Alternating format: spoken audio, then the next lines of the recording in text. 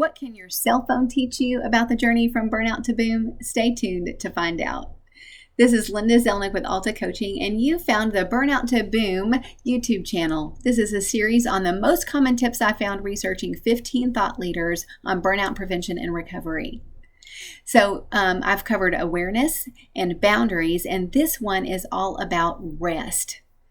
Alan Ting in his TED Talk video says that we can learn from our cell phones several things about resting for reclaiming our energy. Now, when your cell phone gets low, you can plug it in for a little mini charge and get it back up to 20%. So for our bodies, these mini charges are intentional breaks scheduled throughout the day. This is they have actually found that this is more effective or as effective with some intentional exercise at the end, like an hour or so, 3 to 5 times a week. But thinking that kind of exercise after a sedentary day is enough is not proving true. Our bodies, our minds, and our bodies need to pull back from our work ever so often in order to replenish the energy we're expending and be able to be our best selves. Brendon Burchard says that high performers have found that are also linked to stating happiness have said that they take a break on average every 52 minutes. So what that looks like for us is that we need to be pulling away from our work, creating some rest, 1 to 10 minutes every single hour in order to maintain our effectiveness, efficiency, productivity, and add value. Without that, we will slowly drain the energy all day and not end up with anything to give when we get home to loved ones who we also want to add value to.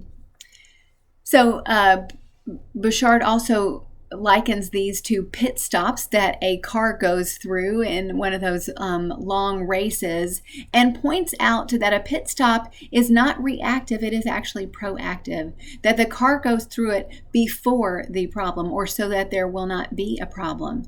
And our bodies need that as well. Jamie Lima pointed out that if scrolling on your phone is part of your break, that will not be very effective because it creates visual fatigue that feeds the mental fatigue. And so these little pit stops or breaks throughout the day really need to be disengaging from media, from different screens in our lives, closing your eyes, taking deep breaths, maybe walking around the house or the building, doing some jumping jacks, getting your body moving somehow, some way, even for a minute, will make a huge difference. Meditation can fall into this. I've noticed that even when I wake up tired, my morning meditation with my eyes closed and my deep breathing actually refreshes me in a matter of 2 to 5 minutes. It's just incredible.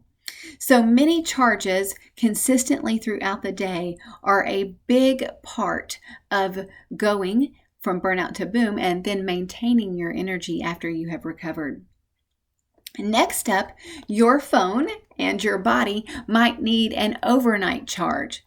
This is where we sleep and get good rest for 7 to 9 hours, which is what we are shown to need. I've heard a lot of people say, I really just need 5 or 6, studies are just not showing that. And when we have not gotten enough rest, we actually decrease our cognitive levels and create cognitive impairment. And so doing this for a long time has actually been shown or linked to things like Alzheimer's and dementia. And so when you think about those kind of long-term effects of low sleep, it just isn't worth it. Brendon Burchard also says that how we feel right now is a result of the combination of the last 72 hours. And so if you do have a night where you get 5.5 hours of sleep, try to find a way to nap and make that up. that you can catch up on rest. And I have also heard some healthcare professionals recommend rest vacations, where you intentionally go away, not to do activities, but to rest, to sleep as long as your body will let you. That's hard for those of us with small children. But can you nap when they're napping on the weekends instead of being productive? Different ways and methods for making sure that your rest is a priority. Finally, Alan Ting said that sometimes our phones need system reboots. And this is where you pull away for a week or two or more via a vacation to fully recharge. Now, some people think that's enough and that the mini and the overnight charges are not necessary. But the vacation recharge really should be on top of the consistent mini and overnight rest that we're giving ourselves. And this is something that is unfortunate in the U.S., where people often leave vacation days on the table. A lot of the rest of the world doesn't do that. They'll disengage for quite a while, even up to a month. And we have gotten into the habit of putting the pedal to the metal for too long. And some companies even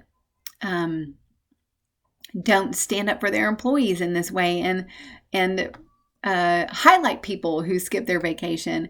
But I encourage you, the research encourages you to take that time off. Use all those vacation days to recharge.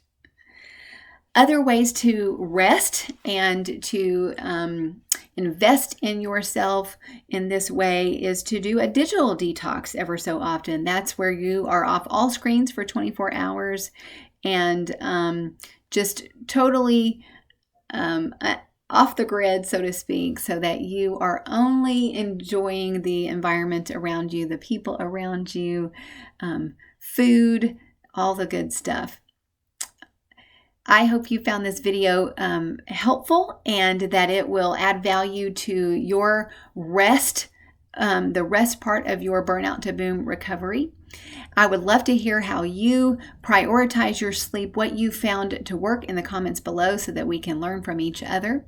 If you liked this video, please hit the like button below. And also, I hope you'll subscribe so that you'll be notified when new videos are released. Have a great day. I'll see you next time.